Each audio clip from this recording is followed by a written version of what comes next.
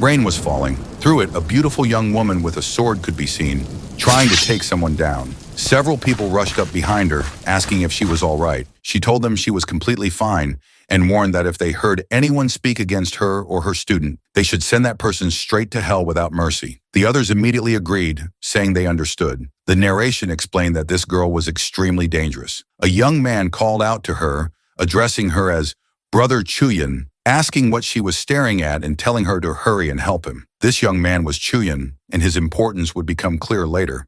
He agreed to help. The moment his voice reached her, the female lead glanced at him for some reason she couldn't explain. Night fell, and she rested beneath a tree, murmuring to herself in a language no one understood. She found herself thinking of Chuyan. The author had written that this girl would fall in love with Chuyan, her own student. As she thought of him, she suddenly realized something was wrong. A strange glitch flickered before her eyes. The moment it appeared, she understood. The feelings she had for Chuyan weren't actually her own. The realization hit her fully. She felt like she was simply the main character placed inside someone else's book. This world wasn't even real. A person named Guji had written this character, had written that she was the protagonist, and had also written that she would fall hopelessly in love with her own student. After writing all of this, the author had apparently realized that none of these thoughts were truly hers. They were someone else's thoughts, the thoughts of the writer who had created her. Realizing this, she grew furious, demanding to know why that person had written that she would fall for Chuyan. She insisted this wasn't her real feeling at all. Burning with anger, she declared she wouldn't let that person go. Introducing herself, her name was Vaji. She added that it didn't matter who he was. He would die. The scene shifted to reality. Coffee was being poured, and a young woman remarked that the man was a writer. They were on a blind date, and she explained that her aunt had told her he was a writer, so she wanted to know what stories he'd written. He explained that his mother had arranged many blind dates for him and that he used to make some effort for each one, but eventually grew too bored to bother. For this date, he admitted, he hadn't prepared anything at all. The girl thought to herself that she hadn't expected all writers to look this unkempt. Her impression of him had clearly soured. She asked if he was even listening to her. He coughed and then launched into a long boast. He claimed to have written many stories, that there was no better writer in the world, that he'd written enormous, sweeping stories spanning every social class. He kept rambling on. Listening to all of it, the girl became genuinely exasperated. He added that he drew inspiration from looking at his goddess. She asked if he could speak in normal human language. He replied that he was currently trying to write a fantasy novel. Hearing this, she concluded he was clearly some kind of online writer and asked how much he made a month and whether he could even cover her cab fare. He insisted he had no shortage of talent and made a great deal of profit, though in truth it wasn't much. She told him to stop. He admitted that this month he'd only earned about 10,000 yuan, then added that this was still more than she made. She laughed and said that meant he was unemployed. He protested, stunned. She thought to herself that everything about him seemed fine otherwise, but she could never start a relationship with someone unemployed. She stood and said she had something to take care of and stepped away. He told her to go ahead. He sat there wondering to himself what kind of games girls even like these days. He admitted he didn't understand any of it and reflected that if it weren't for his argument with his mother, he wouldn't have come at all, though embarrassingly he had to admit the girl was quite pretty and he did feel drawn to her, even if there was nothing he could do about it. His phone rang and he answered quickly. Comments were coming in on his story. Seeing the comments, he felt inspired and decided to keep writing, saying he wouldn't rest at all. He needed to write the next chapter. He paid for the meal, the girl had eaten for free, and left. The scene shifted. Night had fallen, and he arrived at his house, noticing the darkness since he hadn't turned on the lights. Once in his room, he knocked on his roommate's door. His roommate Yang answered, another writer like himself. The first man asked if Yang had eaten. Yang confirmed he had. The first man asked how his blind date went. Yang replied it went like all the others. The first man asked what the reason was this time. Yang said it was probably because he didn't have money in his account or enough in his bank balance. The first man acknowledged that he knew, but told him not to worry and to keep working hard. He then gave Yang a motivational speech, telling him not to panic and to start slowly, that once he progressed far enough, he wouldn't need to look back. Hearing this, Yang felt motivated and said he understood. He declared he would change the world and be called a young model. The first man told him to continue and that he was going to his room. In his room, the first man thought about how he didn't know if his ability would be good anymore, since he felt like he'd forgotten how to talk to people. It had been a long time since his blind date, and he'd finally started talking again. He wondered what to talk about now, but admitted that today had been fun. He thought about whether this was what a normal conversation was like, and marveled at how cool that girl had seemed. He found himself comparing her to his main character and thought his character was better. He had created a main character named Vaji, who seemed quite good and surprisingly similar to that girl in terms of attitude. He described her as the strongest cultivator in the world and praised her. He thought to himself that if he made another character exactly the same, he wouldn't be able to distinguish between the main character and the side characters. He mentioned something about Jojo and another character, but said he'd forgotten the name. He was simply thinking about what story to write next. Suddenly, he felt an inexplicable cold from behind him, as if it was coming from his back despite the window being in front of him. Before he could understand it, a sword appeared right in front of his face. He realized someone had thrown it at him, and he was shocked. A moment later, a girl appeared right in front of him. He was confused and asked who she was, but she told him that if he wrote any more, she would kill him, no matter what happened to the world or the sky. He was stunned and shocked that a girl could be here. He asked who she was. She said her name was Vaji, the name of the main character from his book. He was confused, wondering if this was a coincidence or if he was dreaming from working too late. He questioned whether he was having delusions because he stayed up all night, but then he realized the door was closed. How did this girl get inside without him hearing anything? He wondered if she was a thief. She asked what kind of thief she was, suggesting she wanted to steal his book story. He couldn't figure it out. He thought logically about whether she might be a hacker trying to steal his computer files. But she was so beautiful that he couldn't imagine why she would need to steal anything. He marveled at her appearance, saying he'd never seen anyone this beautiful in real life, and that she exceeded his character design. He wondered if he'd somehow become a magician, but that was impossible. How could a fictional character come to life? He tried to touch the sword cautiously and asked if she could please move it so he could talk. She replied that she wouldn't even need a sword to kill him. She was Vaji. He was shocked, thinking that if she was really Vaji, she could kill him without the sword. He was terrified, thinking she wanted to kill him, but couldn't quite believe it. He couldn't understand what she wanted as she circled around him. She suddenly told him to stand up. He obeyed, and she kicked him hard, sending him flying to the ground. She then went to his computer and sat down, trying to write her own story. But she didn't know how to use the computer or the keyboard. She was trying to use her energy to write. When she did, electricity shocked the computer, and she got shocked as well. He exclaimed in horror, asking what she was doing to his laptop. He realized she was trying to use her spiritual energy on the computer. He understood that she didn't know anything about the real world and was very naive. She asked how to use magical weapons and how to control her energy, how to stop the electricity in her hands, and how to write text on the screen. She had many questions. He told her to wait and asked what she wanted to write. She said she wanted him to quickly write that she had achieved everything, broken through and progressed. He refused, saying that if he wrote that, the foundation of the world would collapse. It wouldn't be logical. She told him to stop talking and just write what she said. She tried to force him to write by pointing her sword at him. He resisted, trying to push the sword aside and cool down, saying that since she was the main character, she needed to work hard without shortcuts. Hearing this, she was frightened and agreed, starting to type. As soon as he typed, something happened to the main character. She seemed to float in the air, and text appeared beside her. She was shocked, saying nothing happened to her. He told her he had warned her that if she tried to force such things, the foundation of the world would collapse. She replied that she hadn't expected the creator to have no power and be just a scholar. She mentioned that their world was just a book and that their happiness and sorrow were controlled by one person. She said that her emotions would change suddenly just because of his pen. He admitted that she was right. It felt like he was controlling her destiny. He regretted writing that his main character was so intelligent. She asked if he was having second thoughts about her. He said that since she acknowledged that everything was in his hands, he had complete power and could change things. She replied that that wasn't necessarily true. He explained that an author has full control, but at this moment, she was trying to do what she wanted. He assured her that her existence was very important. She needed to be the strongest. She asked if that meant she needed to fall in love with someone. As soon as she said this, he became frightened, thinking he'd dug his own grave. He worried because she was very powerful in the book, but what could he do? She stared at him, and he thought about what to do. She said that she wanted to do what she wanted, not what was written. She told him that as an author, he had influence and power, so he needed to correct the story. She was serious about this. He agreed, saying he would try to change things in the next round. She continued to stare at him. He felt like his mind would explode.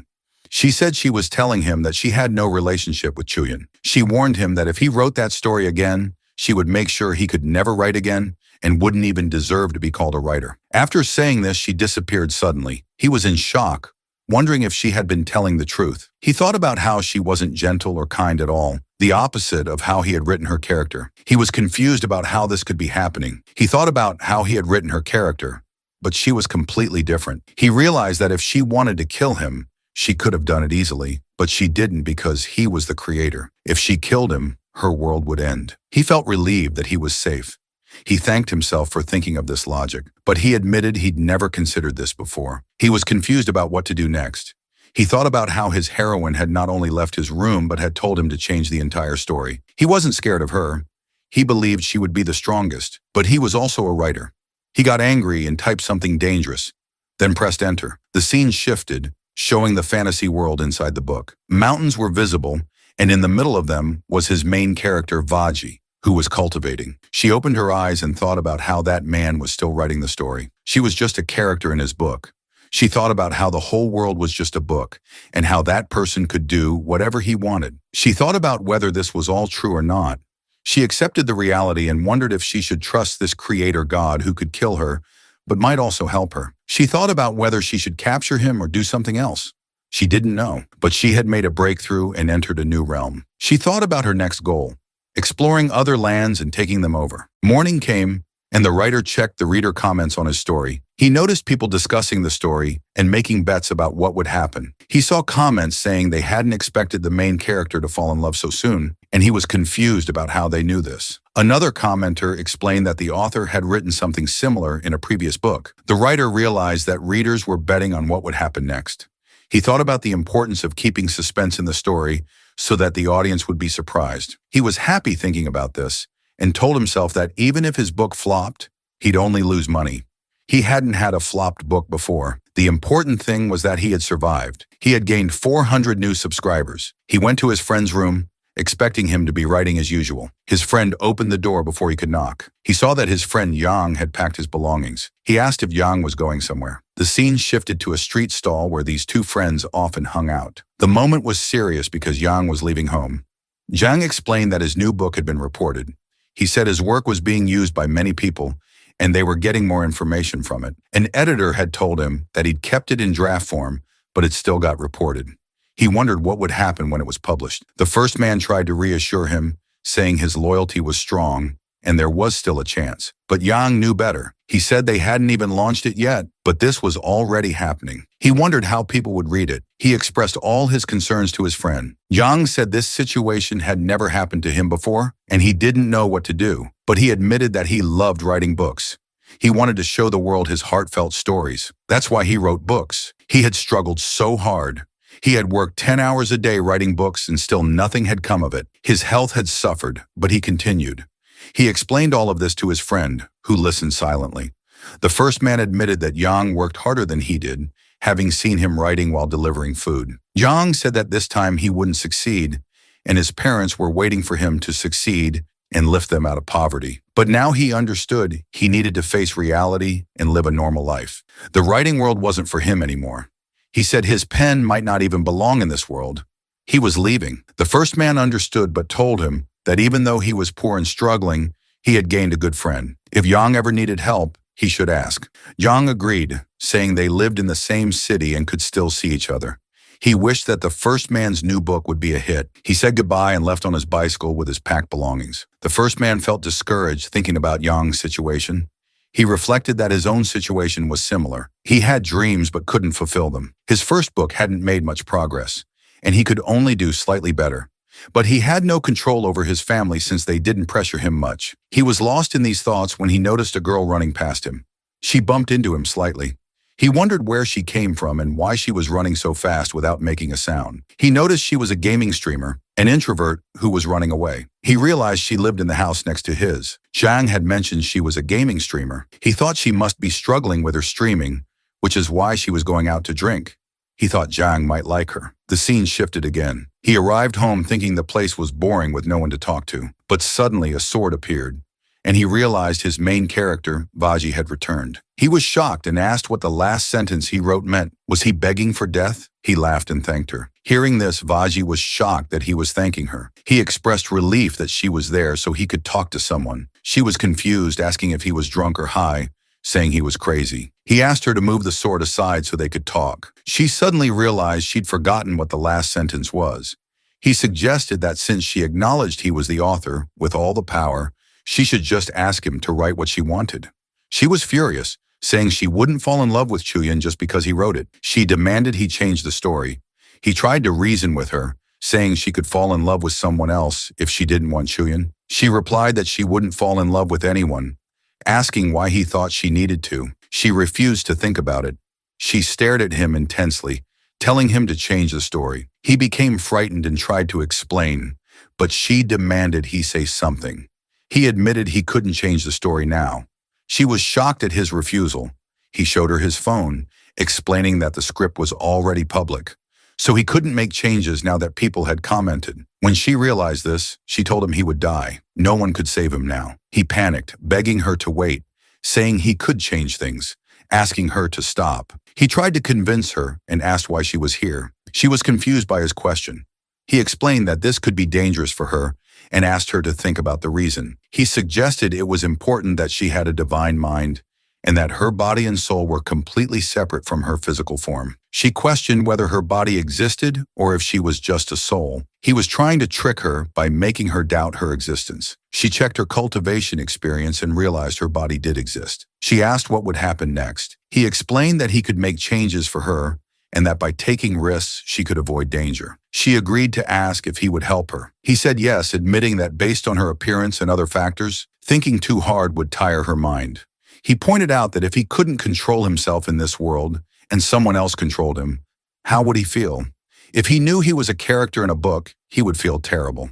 She should know that she was dependent on someone else, and he could help her. He successfully traps her in his narrative logic. Hearing this, she asks suspiciously if our smooth-talking scribe is genuinely going to help her. Our guy nods aggressively with the confidence of a man who just realized he has no plan whatsoever, asserting that yes, absolutely, and explaining that given her magnificent appearance and all her traits, he is sure overthinking these cosmic anomalies will completely drain her mind. He notes that if a character inside a book realizes they are being controlled by an external force and cannot even control their own thoughts, it must feel incredibly tragic, adding that just thinking about it makes him feel deeply sympathetic toward her. He points out that she clearly knows she is currently dependent on his all-powerful pen of destiny, so he will help her. Hearing his speech, the girl stares at him, completely falling for his trap, and finally agrees. Our guy concludes that she has tried her way, but it clearly didn't work.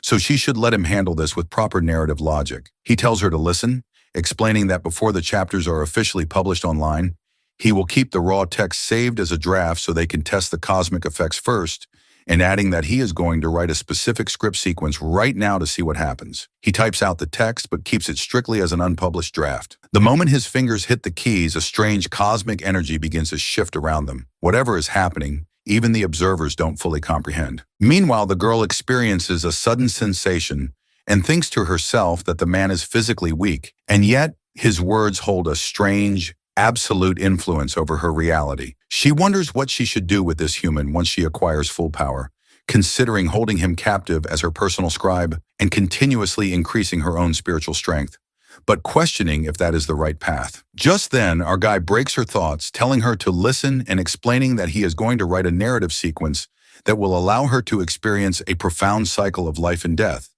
noting it will be an incredible experience for her character arc while explaining a bunch of plot points. The girl cuts him off sharply, telling him that he thinks he knows her perfectly just because his hands wrote her existence, but warning him and asking what he thinks will happen if she delivers a heavy blow to his face if he utters another word. Our poor guy instantly panics, stammering to ask why on earth she would hit him since he is actively helping her resolve her plot crisis. He points out that the female lead he designed was incredibly elegant, beautiful, and magnificent, and questions if it isn't an absolute surprise that a regular human managed to construct her entire universe. He urges her to think about it rationally because according to her world's parameters, he is essentially a supreme god, and reassures her that once her character arc is successfully completed, she will be able to completely break free from the book boundaries. Hearing his elaborate explanation, the girl contemplates if such an outcome could truly be possible, admitting that this man is indeed the one who constructed her entire reality and concluding that she accepts these terms. Seeing her back down, our guy smiles and notes that it is not a major issue, but they should at least introduce themselves properly. He reminds her that this is the second time she has broken into his house, stating that his name is Chu Jae as he introduces himself and extends his hand for a formal handshake. The moment his hand moves forward, she flies into a rage, snapping at the mortal to get his hands away from her and demanding to know if he is trying to touch her. She proclaims that she is the great Wu Ji and does not allow just anyone to touch her, ordering him to back off. Our guy sighs internally with the weariness of a tired novelist, thinking that in the next plot update, he is definitely going to code some basic social etiquette into this feisty maiden settings. He reflects on what a difficult girl she is since she doesn't even know how to accept a basic greeting, which he finds unbelievable. Outwardly, he clears his throat, telling her that he is not entirely sure about her cultivation dietary laws, but asking if she wants to grab something to eat. He inquires if her soul can consume real-world food because he is absolutely starving, and invites her to let him show her around the real world. The scene shifts to a bustling outdoor marketplace where our poor immortal is about to have a culture shock special. The girl looks around, completely mesmerized and stunned by the modern environment. Just then, they pass by a local woman talking loudly on her phone to her boss, explaining that she is completely stuck in a massive traffic jam and promising to be there as soon as possible. Hearing this, Wuji is thoroughly bewildered about what on earth those people are talking about. She observes people clicking photos, while others are engaging in modern activities. Suddenly, her eyes lock on to a casual smoker lighting up, and she gasps in awe, genuinely wondering if this ordinary mortal is secretly a powerful fire cultivator. She genuinely believes the man is a powerful fire cultivator, manipulating raw flames. She analyzes the pedestrians in bewilderment, thinking that these clueless mortals possess absolutely zero spiritual aura whatsoever. She reflects that a phenomenon where mortals walk around with zero aura usually only happens when an entire civilization achieves immortality, wondering if that means everyone in this world is an immortal deity. Just then, two regular guys walk past, casually chatting and apologizing to each other after a minor bump. She watches them, completely mind-blown by how real that world is. Our guy walks beside her and chuckles, telling her that in this world, everything is exactly as she sees it, and suggesting that they walk and talk while checking things out. He adds with a grin that she should come on so he can treat her to a taste of literal heaven. The scene shifts to a local noodle shop where steaming bowls of noodles are served. Our guy digs in and asks if she wants to try some. When asked, the girl nods slightly, indicating her curiosity. Seeing her response, our guy calls out to the shopkeeper to bring them another bowl of noodles, and the vendor shouts back that it is coming right up. Within moments, a fresh bowl of noodles is placed directly on their table. The girl observes the dish, takes a bite, and her eyes instantly light up as she wonders how something this incredibly delicious can exist there. She devours them happily, reflecting that it is amazing and that she hasn't consumed anything that wonderful in ages. She remarks to our guy that his world is fascinating, noting that they humans consume food to sustain their physical lives, and declaring his world to be truly a treasure trove, rambling on with her cultivation perspective. She adds that in her current state, she is only at the chi cultivation stage, so she can only channel a microscopic fraction of her true energy. Our guy watches our elegant, mystical maiden slurping her noodles and thinks to himself that she literally looks like a stray kitty devouring forbidden treats. And honestly, the comparison is terrifyingly accurate. Meanwhile, a man sitting at a nearby table is staring at her intensely, completely captivated by her stunning beauty, and wondering why on earth she is wearing traditional cosplay robes in the middle of a scorching summer heatwave. Noticing his gaze, the girl fumes and whispers to our guy, asking if he didn't claim that no one would notice her there, and demanding to know why on earth that man is staring at her so intensely. When questioned, our guy explains casually that because it is the peak of summer right then, and she is wearing highly theatrical, heavy robes, people are literally just wondering if she isn't feeling hot in that. Hearing his explanation, she pouts instantly. Our guy quickly covers for her, calling out to the staring onlooker with a straight face to not mind them, explaining that they are actually travelers from another dimension, or basically aliens. Hearing this absurd excuse, the onlooker just gives them a thumbs up and quietly walks away.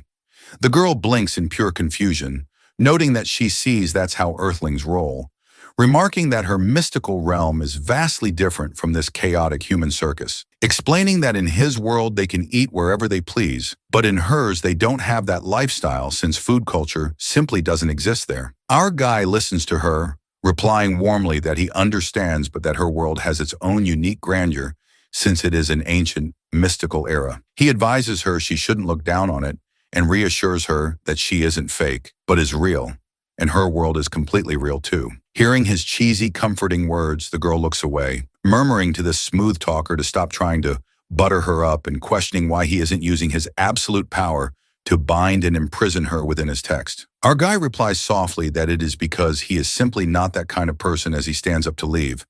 And the moment he utters those words, the girl is struck by a deep, silent realization. The scene shifts as they head back toward the apartment building. Wooji walks silently beside him, reflecting that in this weird alien universe, this weirdly useful mortal is the only soul she knows. Noting he is her sole anchor there, she doesn't know about anything else. And she doesn't even know if she can successfully survive in that realm where concepts of wealth and poverty are so stark. She concludes that to truly comprehend this world, she must follow him closely for now and cooperate with him. Her mind constantly drifts back to his words about being simply not that kind of person. Lost in thought, they finally arrive back at the apartment. Our guy locks the door behind them and immediately heads to his desk to work. Seeing him type, she approaches and asks what exactly he is doing now. Our guy replies that he is writing the next arc of the story because he knows exactly what needs to be done, reminding her that she asked him to outline the future plot. Our guy launches enthusiastically into his grand storyline. But the moment plot point arrives, our furious maiden's eyes widen in absolute murderous horror. Our guy explains cheerfully, because apparently he has a death wish, that after this arc, our heroine will face off against a massive, venomous entity known as the Lord Snake, and that during the climax of the fight, she will accidentally fall straight into his venomous pool, causing her body to be heavily poisoned. Hearing this catastrophically terrible plot twist, our outraged maiden violently grabs his poor manuscript and shreds it into confetti, screaming that this is absolute garbage, calling it completely unacceptable, and demanding to know how on earth he can let a disgusting snake poison her body. Our guy tries desperately to reason with the rage beast before him, telling her to wait and explaining with the desperation of a condemned man that at that exact same time, her disciple Shudian will be right outside the cavern, and by pure accident, he will discover the hidden fruit that serves as the perfect antidote to the snake's venom, explaining that Chudian will obtain the antidote to save her life. Hearing this absolute nonsense, our temperamental goddess fumes,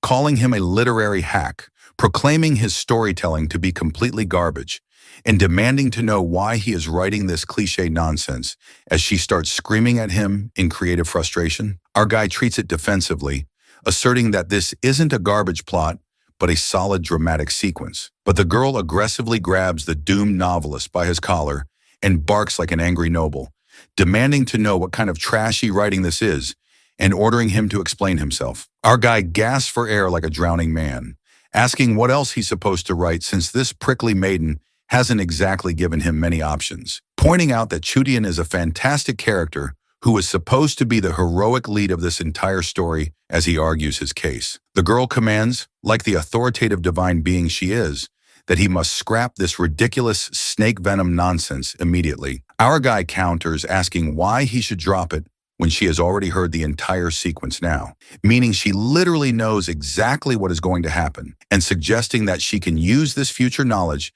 to ensure the snake never manages to poison her in the first place, noting that if she remembers this plot point, he won't be able to trick her. Hearing this surprisingly decent logic, the girl stops her tantrum and ponders that, okay, maybe this makes sense, since because she now knows the future events of her world, she can actively alter the outcome before it even happens, ensuring that way that even the creator won't be able to force the plot on her. Our guy clicks his tongue and offers an alternative, suggesting he can just write that she finds the antidote herself at the very bottom of the pool, ensuring she never has to interact with her disciple for help. Hearing this, she narrows her eyes, remarking that it really feels like he is just desperately trying to avoid changing her overall story and accusing him of not being genuinely willing to help her at all. Our guy defends himself, telling her that it is her life and she should hold absolute control over it, asserting that he is merely giving his absolute best to assist her through her narrative crisis and suggesting they just see how things unfold. Wondering if perhaps this is simply destiny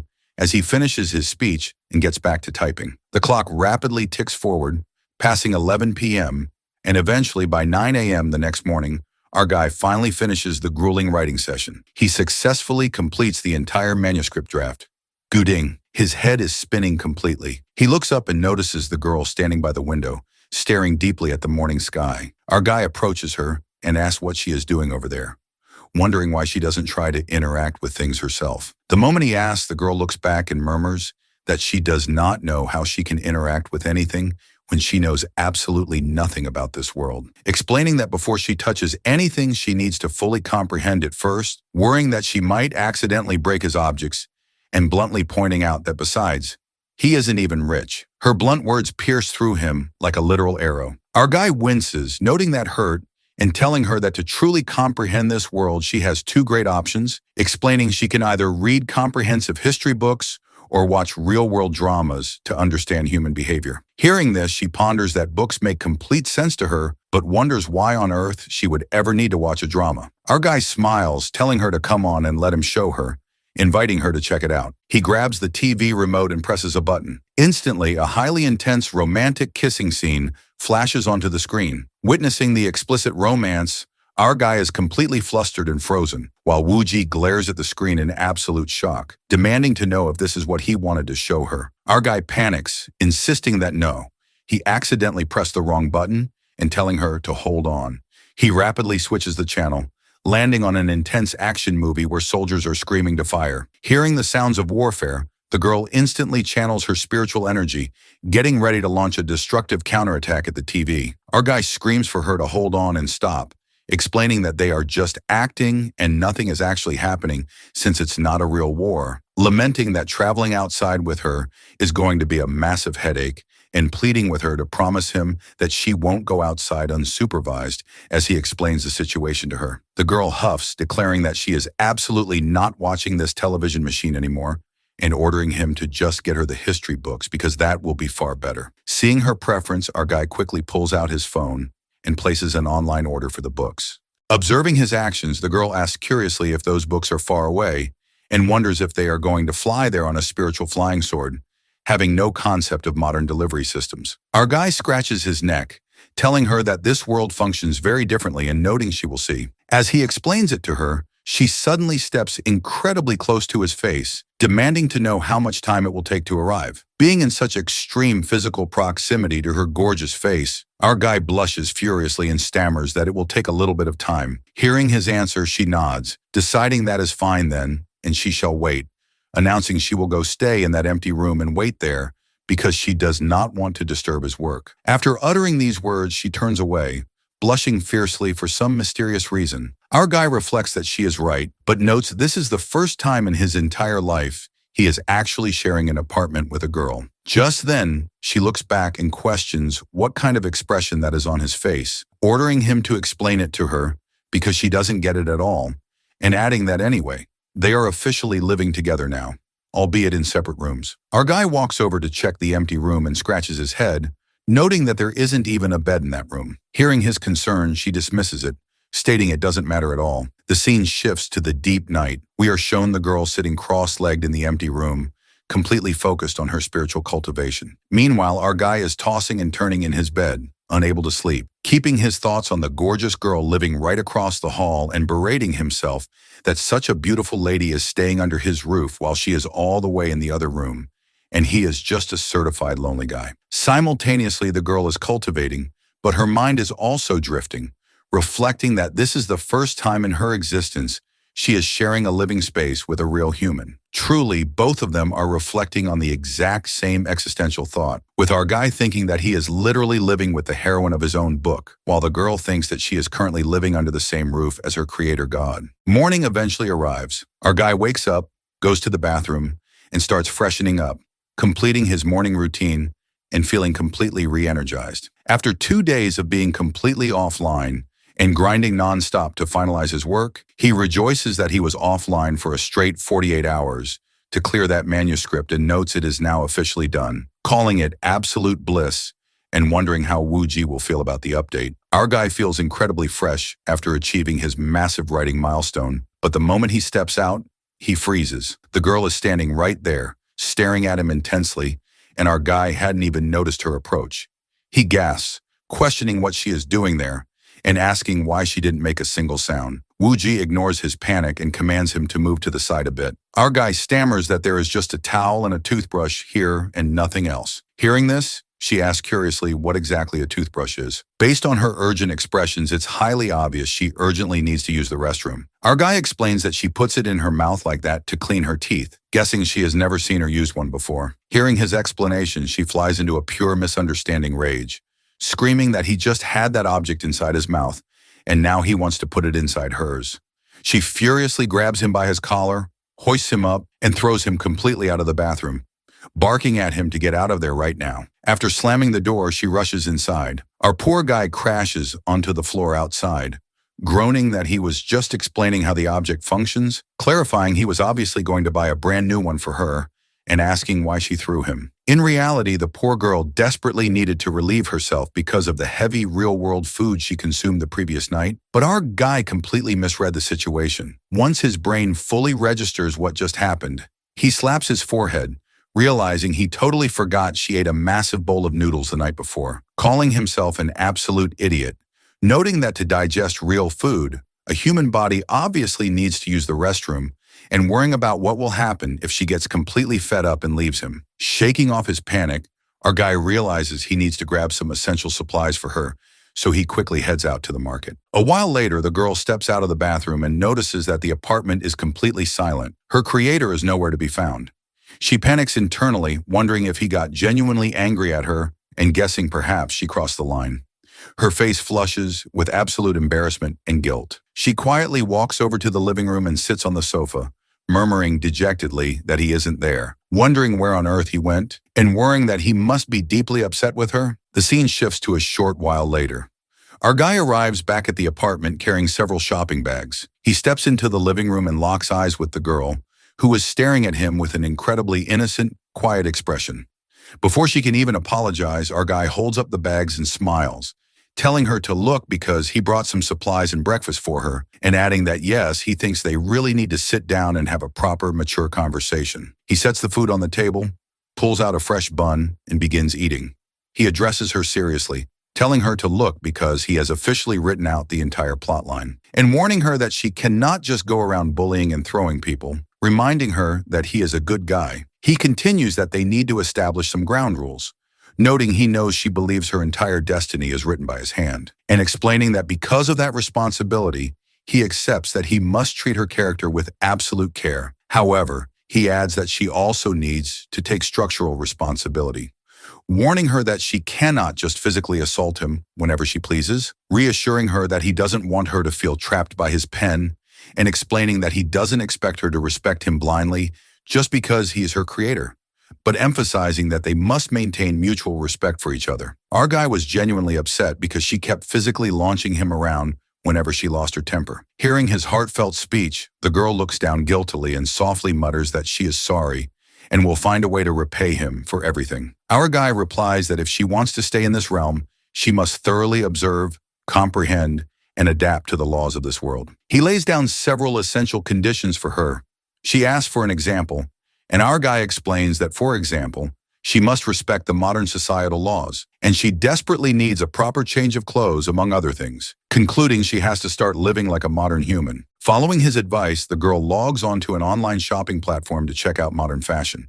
But the moment her eyes scan the prices and the explicit styles of modern clothing, she is completely scandalized. She gasps in absolute horror at those kinds of outfits, asking if he is seriously telling her that women wear those skimpy clothes in this world. She fails to comprehend modern fashion, thinking it is completely absurd, but reasons that perhaps this world functions on completely different parameters than hers, so this must be considered normal there. She turns to our guy and commands him to go bring her those clothes, adding that as for the financial cost, she will fully repay him later with interest, telling him to consider it a formal loan. Our guy raises an eyebrow, agreeing that is fine, but asking how exactly she is planning to repay him wanting to know her plan. Before she can respond, our guy cuts in, explaining that she cannot just cross back over to her universe, grab mystical treasures, and bring them there to sell because her physical body isn't even here, since this manifestation is purely her spiritual soul, telling her she needs to understand that. Hearing his point, she pouts in frustration.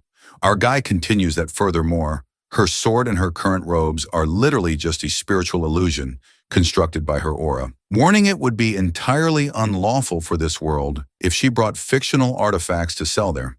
He adds that she also cannot just go outside and perform supernatural stunts or shows to make quick cash because he knows her character perfectly since he is the one who wrote her, noting she possesses immense absolute pride as the strongest cultivator, so she would never resort to doing cheap street performances. As our guy breaks down her personality, the girl grows increasingly annoyed, wondering how on earth this human knows her psychological traits so perfectly and finding it infuriating. Our guy offers a real solution, suggesting that in fact, she can actually write web novels online so that way she can earn her own independent income. But explaining that to do that, she will have to use his bank account so that the earnings can be processed legally, calling it a viable path.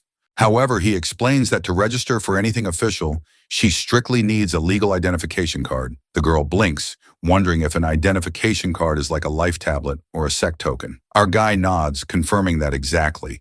Just like a status token in her world, it is an absolute necessity, adding that without a card, whether an Aadhaar card or an ID card, she cannot perform a single legal activity in this world, warning that navigating this realm without one will be a total disaster, and noting that obtaining one legally for a manifested character is incredibly difficult. Hearing the obstacle, the girl suggests if they cannot simply purchase a status card with money, or perhaps just take someone else's card. Our guy scoffs, asking if she is telling him that people in her universe can just casually swap status tokens and life tablets like that. The girl looks away, admitting that is true and noting she understands she needs to learn the rules. Our guy points out that the real question is whether she can actually write a compelling story. The girl fires back that that part is fine, but counters that the real question is whether he can actually afford to maintain her living expenses until her book starts generating profit, demanding to know if he possesses enough funds to sustain them. Hearing her blunt financial question, our poor guy goes into absolute shock, contemplating grimly that if his novel career completely tanks, he guesses he will literally have to go work a grueling shift at a factory to feed them. But internally, a sly idea sparks in his mind as he wonders what will happen if he uses his author powers to secretly tweak her character settings, reasoning that if he rewrites her slightly to turn her into a master storyteller, she will be able to pump out absolute masterpiece novels, which he considers a brilliant scheme. Meanwhile, the girl showcases her pride, firmly stating that she has absolutely no need to rely on cheap tricks because she is the great Wu Ji and will easily scale the highest peaks of success in this world, telling him he doesn't need to stress his small mind about it. Our guy smiles, noting that is fine, but adding he can still offer her some solid creative guidance and advice. The girl scoffs that it is sweet of him to offer help, but points out his own career is completely struggling, demanding to know how on earth he is planning to support her or handle their expenses. Our guy responds firmly, telling her to listen because he is not backing down and can easily support one person. He adds that to make this work, she must strictly follow 3 specific rules, explaining that first of all, she does not need to hover around him or follow him everywhere all day, since she needs to focus on her own independent path and take care of herself. Second, she must adapt. And third, she must do something that allows her to break free from the narrative boundaries of her book, asking if she understands. Our guy delivers these deep truths to her, adding that he is telling her the absolute reality of this world and noting that to survive there, she must put in real effort. The girl finally nods in agreement, deciding that is fine and asking why not, but insisting that before anything else, they must go acquire those clothes for her immediately, urging him to go quickly. Our guy sighs, agreeing that it is fine, but reminding her to remember to consider this shopping trip as a strict personal loan. The girl smirks that she has got it loud and clear. With that, they prepare to head out to the commercial market, with the girl feeling thoroughly pleased as she thinks that it is excellent that her creator is cooperating and they are now going to get her modern attire. The scene shifts to a bustling clothing boutique in the city. The market is completely packed with crowds. The moment they step inside the shop, The female sales clerks instantly lock their eyes onto Wuji, gasping in absolute awe at the beautiful lady, wondering where on earth she got that magnificent traditional costume, noting it looks absolutely stunning on her, and praising her as looking like an absolute goddess in that cosplay. Within seconds, all the saleswomen completely surround our heroine, showering her with endless praise. Wuji stands in the center of the crowd, thoroughly overwhelmed and confused, whispering to our guy to ask what kind of clothes she is even supposed to choose there, since she doesn't comprehend any of it. But before he can help, the eager saleswomen start piling dozens of modern outfits into her arms, shouting for her to try this one and try that one. Seeing the mountain of clothes, she is completely bewildered, having no clue what to do, while our guy just quietly sits down on a lounge chair, watching the spectacle. Finally, the girl points at a specific outfit and announces she will try that one, quickly rushing into the dressing room to change. While she is inside, one of the sales clerks approaches our guy with a warm smile,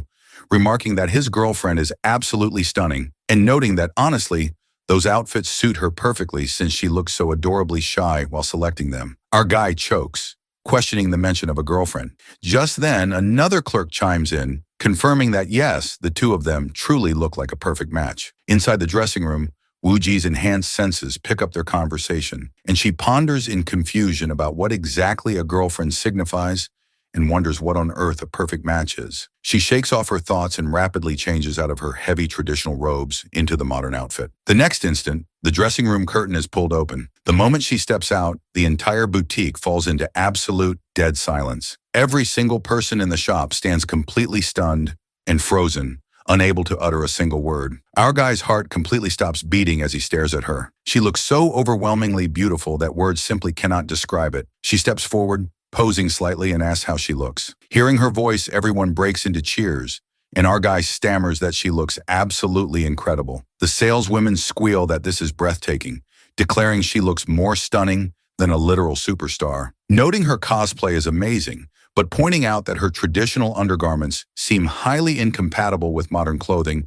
and suggesting she definitely needs to purchase modern undergarments as well. Asking how about they get her some fresh sets. Hearing this, the girl is thoroughly confused, thinking to herself about the structural purpose of modern undergarments, wondering how it functions, and questioning if normal humans wear those things. One of the clerks approaches her gently and asks her to please tell them what her cup size is so they can prepare the perfect, comfortable fit for her. Hearing this, Wuji is completely baffled, wondering why they are suddenly talking about a cup since they are selling clothes, and asking where a cup came from, having absolutely no concept of modern undergarment measurements. Seeing her complete confusion, our guy adjusts his glasses and calls out confidently to the staff to get her a D cup and make sure it is of the absolute highest quality. Hearing his specific order, the saleswomen look back at him in absolute shock, thinking to themselves that he claims she is just a friend, so they wonder how on earth he knows her exact specific measurements. Meanwhile, the girl looks down at her new modern skirt and murmurs uncomfortably that those modern clothes expose too much of her legs, feeling like everyone will look at her, and noting that she notices people here wear fabric sleeves on their feet, asking if she should purchase those socks as well. Our guy chuckles, telling her that, yeah, sure, she can buy whatever she needs since he is the one footed with the bill anyway. The scene shifts to a short while later outside the commercial boutique. Our duo is walking down the street, and the girl looks thoroughly uncomfortable and awkward in her new modern attire, while our guy is walking beside her, thoroughly mesmerized, thinking that it was worth every single cent and was totally worth it. He keeps stealing glances at her.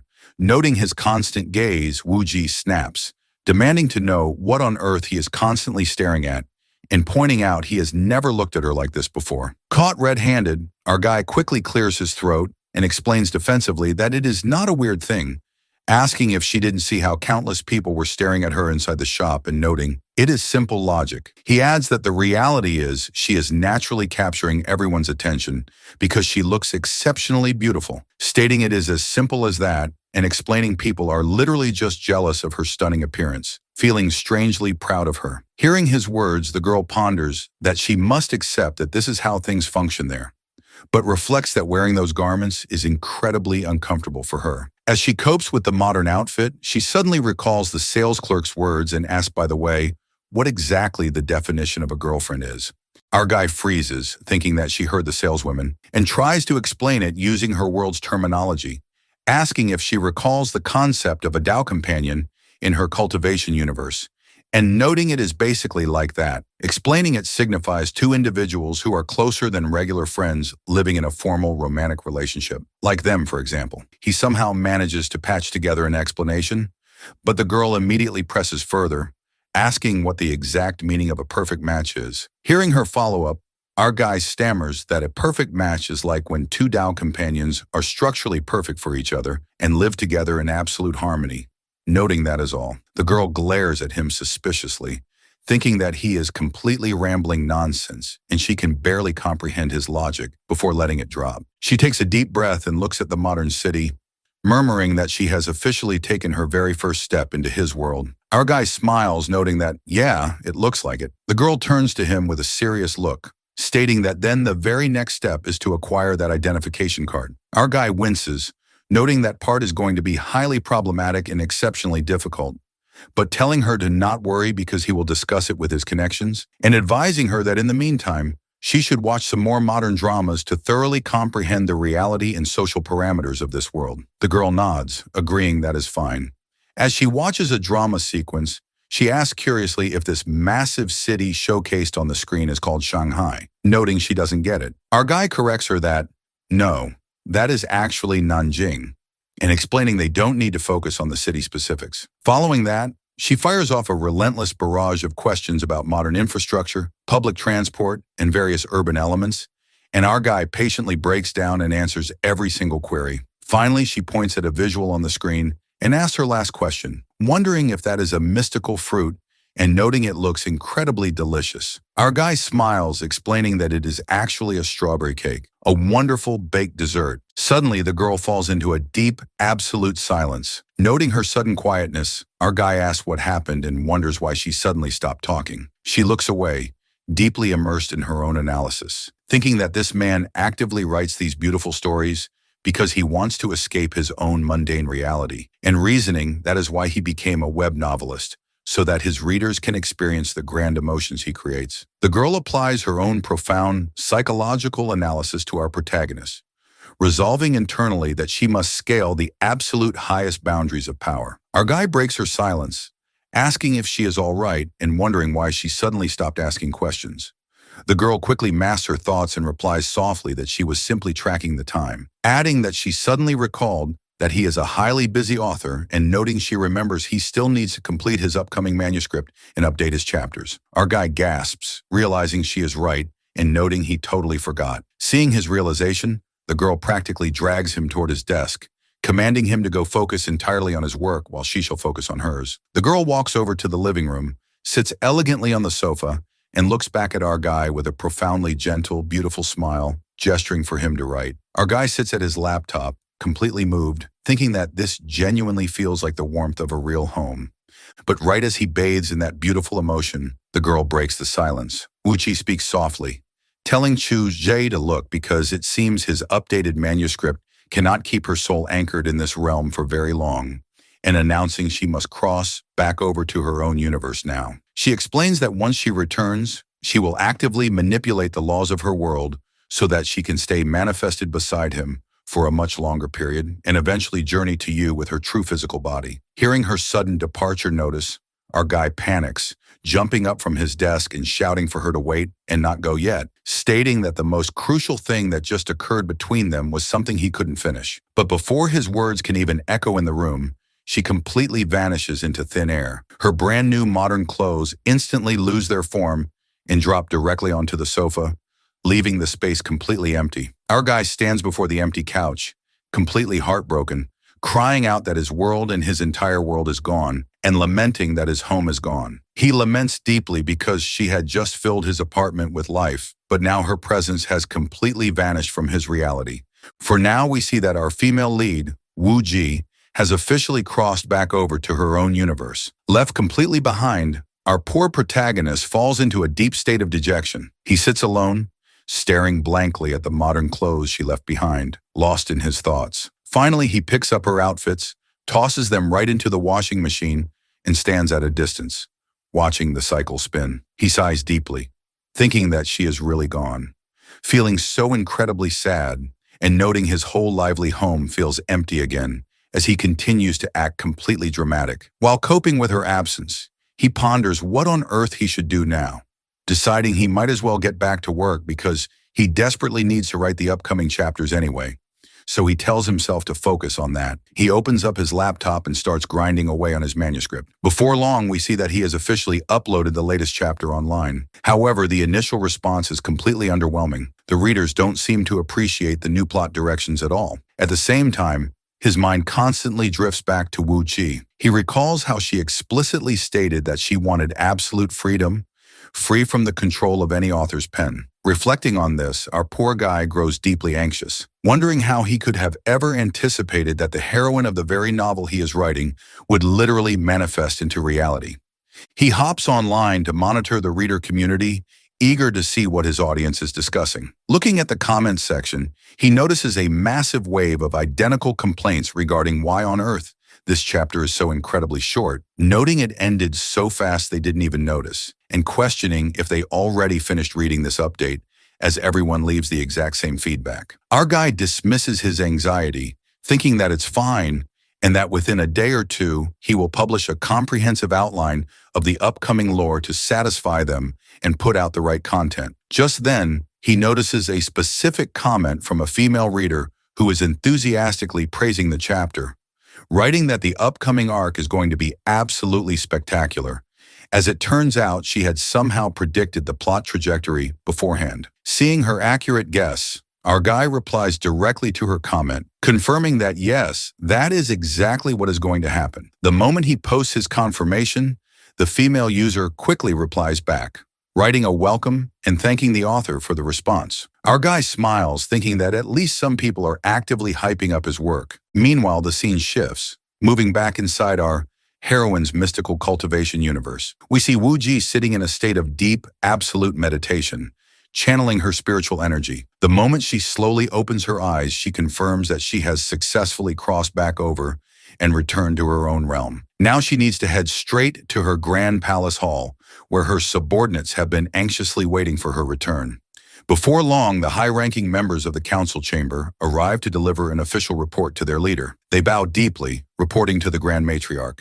Based on the strategic information delivered by her scouts, Wu Ji commands firmly that it is very well, and she shall personally journey to handle those adversaries herself, ordering him to go instruct their absolute finest disciples to prepare for departure. Hearing her order, the commander complies instantly, bowing and stating that it is understood, Matriarch, and adding that he shall personally lead a vanguard of their top disciples. As they prepare, our heroine smirks internally, thinking that it is excellent and she already possesses full knowledge of exactly how this layout is going to unfold. Having acquired future knowledge from her real-world creator, she reflects that she knows for a fact that this crucial clue was uncovered by disciple Chutian, finding her future knowledge flawless.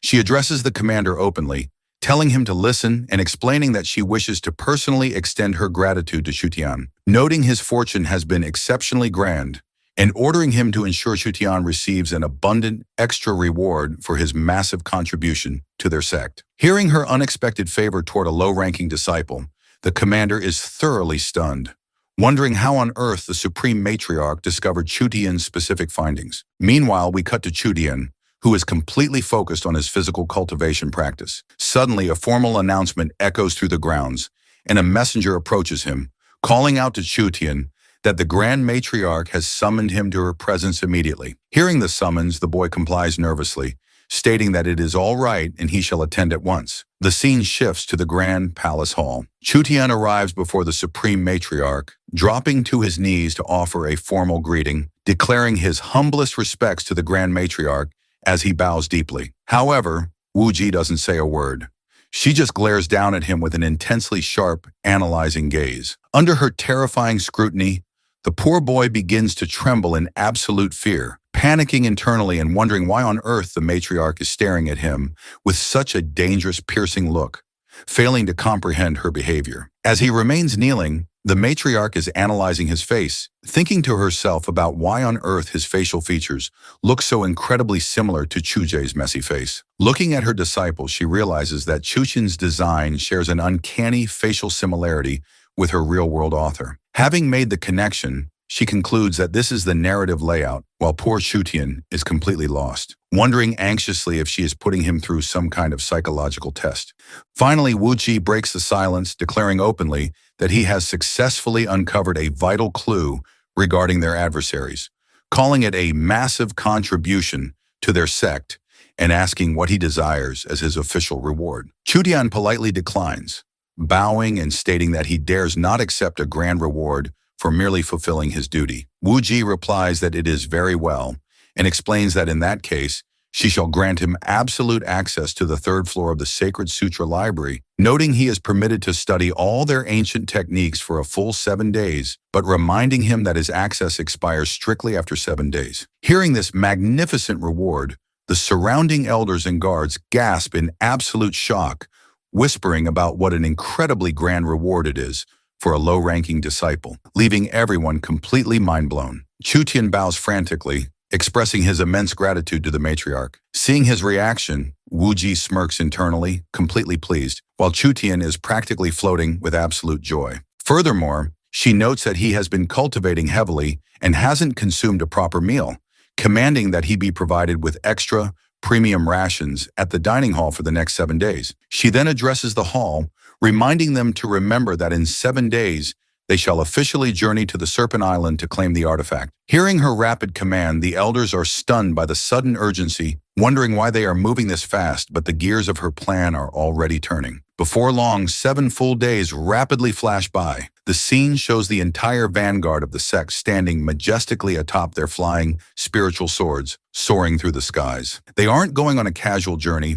They are flying straight into a brutal battle against the Supreme Serpent King. We see Chutian flying alongside the vanguard. Meanwhile, Wu Ji observes him from the front, reflecting that Chutian's current cultivation level is still exceptionally low, and admitting she doesn't even know if he can successfully survive this brutal clash. Feeling a wave of concern for her disciple, she leads the charge, thinking proudly to herself that she already possesses full knowledge of every single ambush and trap waiting for them, because her creator God explicitly outlined this entire battle sequence in his draft, and reasoning that as for Chutian, his cultivation will naturally progress through this trial anyway. She commands out loud to advance at maximum speed and follow her closely, and the vanguard roars back in unison that they will, addressing her as matriarch. The scene shifts instantly to the battlefield on Serpent Island. Our heroine has led her forces directly to the vilest lair of the primary antagonist. Inside the damp cavern, the main villain is currently performing a deep spiritual meditation, attempting to force a major breakthrough in his cultivation. However, before he can finalize his ascension, Wu Ji crashes through his defenses, unleashing a wave of energy that completely shatters his cultivation formation. She draws her radiant sword and launches a swift, devastating attack to seize the artifact. Even though she knows the entire sequence beforehand, thanks to her author's script, a sudden, massive spiritual hand materializes out of the darkness, lunging dangerously close to her shoulder. Meanwhile, the scene shifts back to reality, where our author has just officially published this exact cliffhanger online. This unexpected twist was a deliberate storytelling choice, even though it deviated from his regular outline. The moment the chapter goes live, the readers explode in anger, flooding his section with negative comments about what a garbage episode it is, calling it a completely stupid cliffhanger, and demanding to know why. Our guy defends his choice, reasoning that if he didn't create this intense cliffhanger, he wonders how else he is supposed to set up the grand climax for the next chapter, calling it basic narrative pacing and comparing it to how the author of Jujutsu Kaisen deliberately chose to end Gojo just to progress the overarching plot, admitting that honestly he is deeply sad about Gojo's demise too, but explaining that as a writer, he understands the necessity. The scene cuts back to the cavern, where the monstrous villain reveals himself, trapping our matriarch in his gaze. As he extends his massive hand, Wu Ji drives her radiant sword straight into his palm. Pierced by her blade, the villain laughs maniacally, addressing her as Grand Matriarch Wu Ji and marveling at what an intoxicating spiritual fragrance radiates from her physical body, declaring this is going to be incredibly exquisite and telling her to just wait and see what he does to her. Hearing his vile boasting, Wu Ji counters coldly, asking if he even comprehends his own pathetic state, telling him to look at himself and demanding to know why he doesn't reveal his true disgusting form already. Hearing her mockery, the antagonist steps out of the shadows, revealing himself as the supreme poison serpent lord. He laughs mockingly at her words. Wuji snarls that despite his status as a high-level villain, he appears exceptionally weak to her eyes, telling him to listen to her and explaining she journeyed there today, knowing he has been hiding in this cavern for a full day, desperately attempting to force a breakthrough. She points out that, however, he completely failed his ascension, his defensive formation was delayed, and she has already utterly destroyed it, declaring that now it is only a matter of time before she completely subjugates him, and warning that once she shatters his remaining core, he will have no choice but to obey her commands. Hearing her deliver a flawless breakdown of his secret schedule, the poison serpent lord goes into absolute shock, panicking internally and wondering how on earth this girl possesses intimate knowledge of his exact cultivation state, questioning if she has been covertly monitoring his every move, or if this is a massive tactical trap orchestrated by her sect. He sneers out loud, addressing her as Sect Master Wu Ji,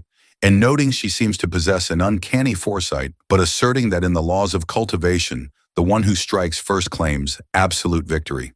Wu Ji smiles mockingly, calling it fascinating, and noting he struck first, but declaring his efforts are entirely useless, ordering him to hand over the core immediately so she might spare it. The moment she speaks, she launches her assault, declaring that his very life now belongs to her. Caught in her trap, the villain is thrown into absolute panic, unable to find a countermeasure. In a desperate bid, he hurls a massive spiritual blade straight at her chest, but her physical form completely vanishes into thin air. The poison serpent lord gasps in bewilderment, wondering where she went, asking how she anticipated his attack, and questioning if she can literally teleport at will. Suddenly, a radiant explosion of spiritual butterflies erupts throughout the cavern, followed by a massive earth-shattering blast. The devastating explosion completely wrecks the cavern, throwing the villain into absolute chaos. Amidst the smoke, a horrific scream echoes as the villain's physical body is completely obliterated by the blast. Blood splatters across the stone floor. Surviving purely as a floating spiritual soul,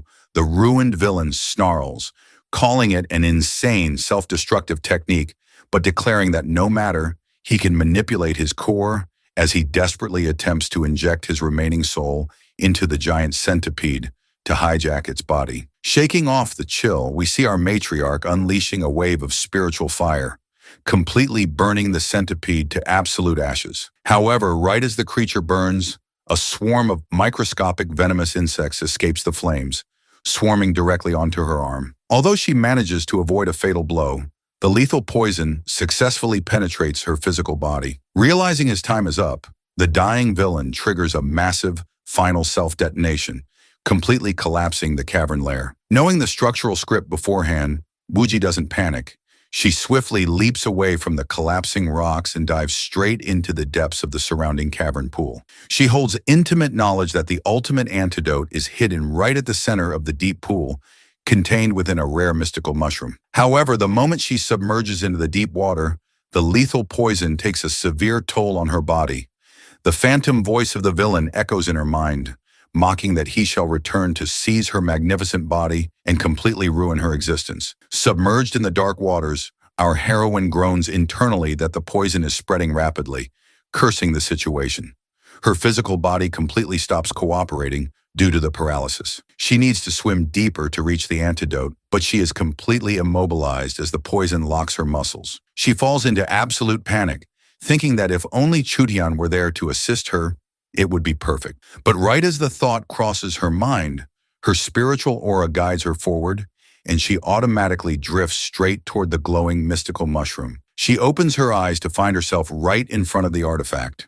She reaches out, plucks the mushroom, and consumes it instantly to neutralize the lethal toxin, relieving herself as she thinks that, thank goodness, she survived, before swimming back to the surface. Moments later, the scene cuts to the outer shores, where Chutian is frantically calling out to the matriarch, searching for her anxiously. Meanwhile, Wuji is sitting on a rock, quietly focused on her internal meditation to completely purge the remaining poison. Chutian approaches her and bows deeply, asking if she is harmed. Wuji opens her eyes and replies calmly that she was temporarily affected by the serpent's venom, but is currently neutralizing it, telling him to not worry. Chudian sighs in relief, but then Wuji smirks and adds that furthermore, she knows for a fact that he possesses a rare snakebite fruit hidden safely inside his right pocket, which contains properties capable of curing her poison, ordering him to keep his precious fruit for yourself and asking if that is understood. Hearing her words, the boy is completely dumbfounded about how on earth the matriarch knew exactly what was inside his pocket. Our heroine just wears a knowing smile as she looks at his shocked face.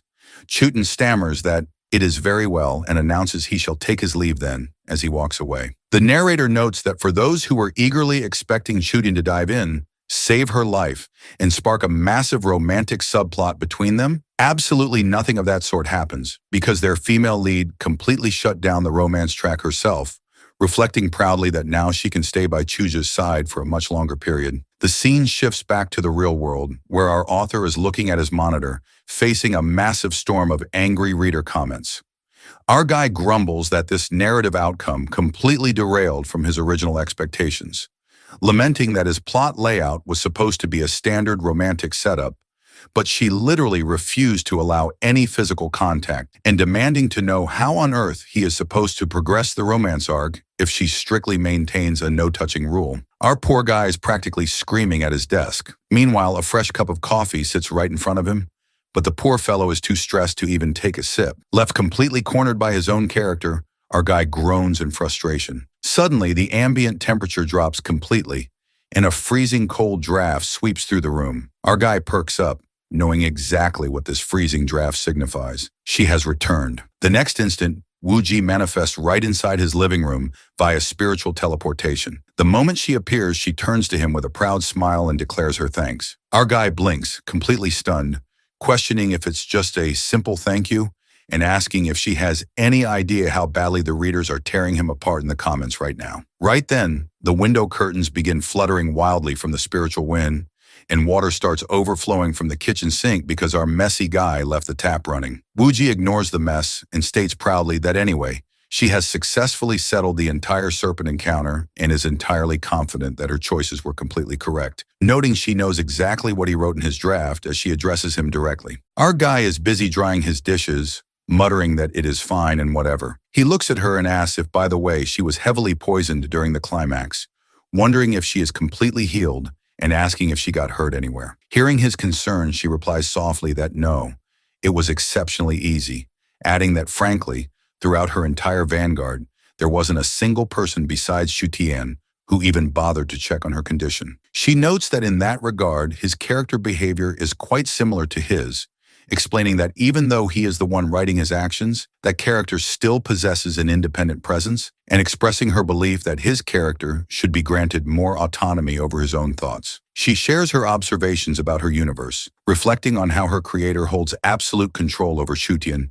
and the entire sect, and contemplates that in reality, he is just a character inside a fictional story himself, having no real life outside this script. Our guy breaks the silence, stating that he needs to focus on writing the upcoming chapters, pointing out that the plot sequence he designed for her turned out quite spectacular and seeking her validation. He adds that he needs to continue typing, telling her to listen and explaining that if he had written that she executed the Serpent King on the spot, he would have died right there, instead of escaping into the shadows. He explains his writing choices while offering her a cup of coffee. As he hands her the beverage, she demands to know why on earth he wrote it so that he managed to escape, asking why he intentionally let him flee. Our guy responds that obviously it is because she is an overwhelmingly powerful protagonist, so the central antagonist needs to be exceptionally powerful as well, explaining that having a solid recurring villain makes the plot far more engaging. He adds that the villain fled for now but will return later, pointing out that if he died on the spot, he would just have to invent a completely new villain to replace him. Hearing his explanation, she glares at him intensely, meaning a lot more brutal battles are waiting for her in the future, as she remarks coldly that he seems exceptionally proud of his author powers, holding the destiny of an entire universe in his hands, which she calls wonderful.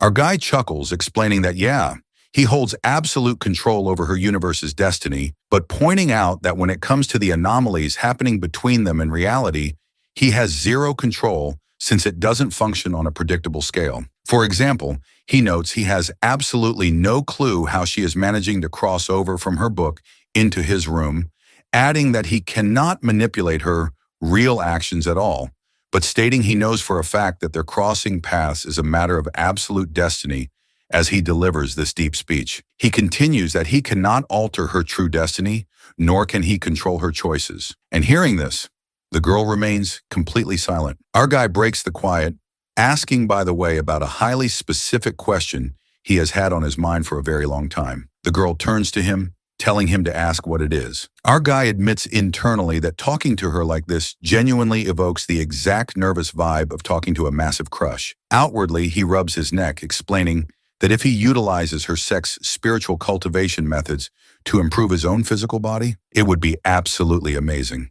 And asking if, since those methods work flawlessly for her, he can try practicing them himself, wondering if he can learn her cultivation. The moment he asks this, the girl ponders that she can certainly instruct him in their arts, but notes there is a massive physiological difference between their bodies, explaining that although their human structures are fundamentally similar, his real-world energy parameters are entirely separate. She channels her aura, creating a small sphere of energy in her palms. Our guy observes it, analyzing that perhaps the spiritual energy in their realm is vastly different, maybe being significantly thinner or structurally altered, as he babbles a bunch of theories. The girl cuts him off, asking deeply that, since he has written countless lives with his pen, she wonders if he has ever contemplated the possibility that he himself might just be a character trapped inside someone else's book, asking how that would feel for him. Our guy quickly waves his hands, panicking and pleading with her to not even say things like that. He dismisses the thought and quickly shifts the topic, telling her to come on and asking why they don't get started with the cultivation practice, promising it is going to be an awesome experience.